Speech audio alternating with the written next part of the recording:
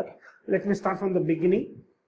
And before going to see what is a network criteria, what is a physical structure, and what are the categories of a network, let me define a common or most referred definition for a network.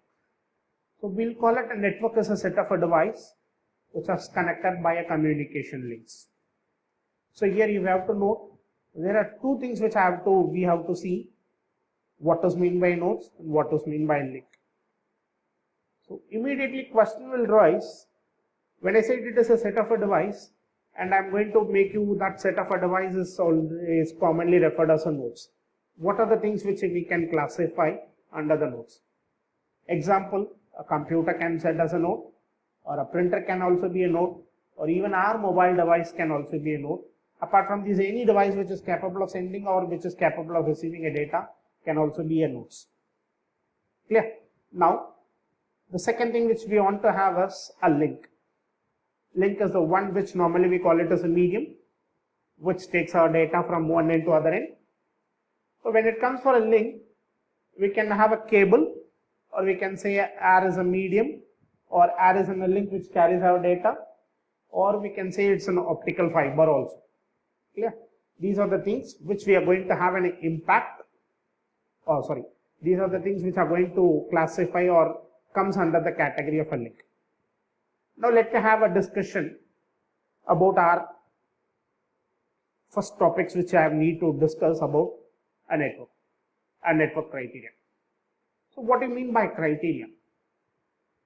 So to judge something or to judge the performance of a device or performance of a connectivity, so we have to have some sort of a evaluation parameters.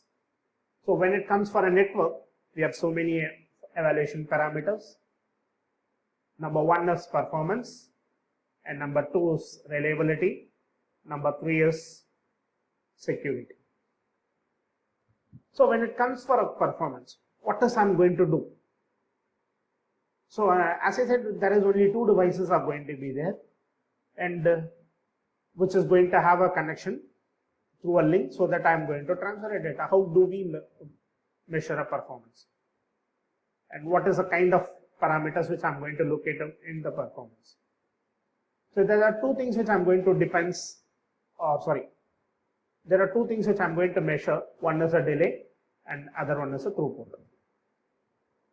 So when it comes for a delay, it is nothing but the time taken for the message to reach from source to destination through a communication link. Number two, the throughput. It is the number of inputs I am going to process at the transmission side. So there is a question will rise, sir, how the number of inputs are going to have an impact in the performance of a network. I'll give you an example, or I'll give you an explanation how that throughput is going to have an impact.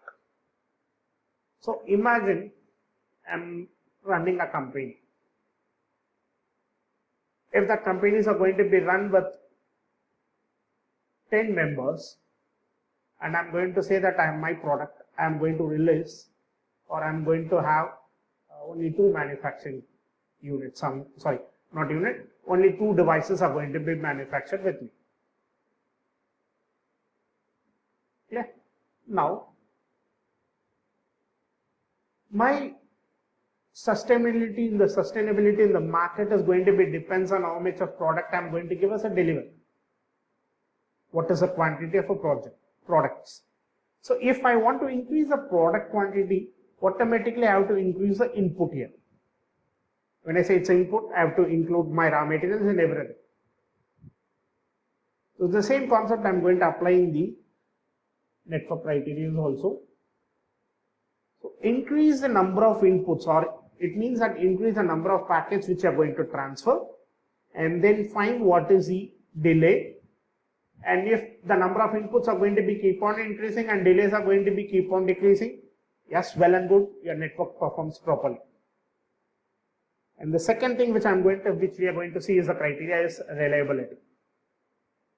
So since the entire transmission is going to be depends on the communication link which we are going to have,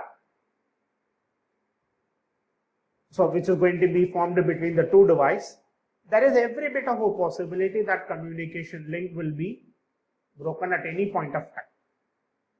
So if there is too much of broken at more frequent interval, automatically we will not be depending on that particular communication, or we will not, sorry, I will not say it as a communication. If there is too many breaks are going to be there, we will not be depending on that particular network for our transmission. So we have to make sure that there should not be any, I will not say that there should not be any, there should not be more failure rates for the, with respect to the network components which I am going to have. And the last one is more important, is security. So we have to make sure that the data which I am going to transfer or which I am going to receive should be protected from the errors as well as from the malicious users.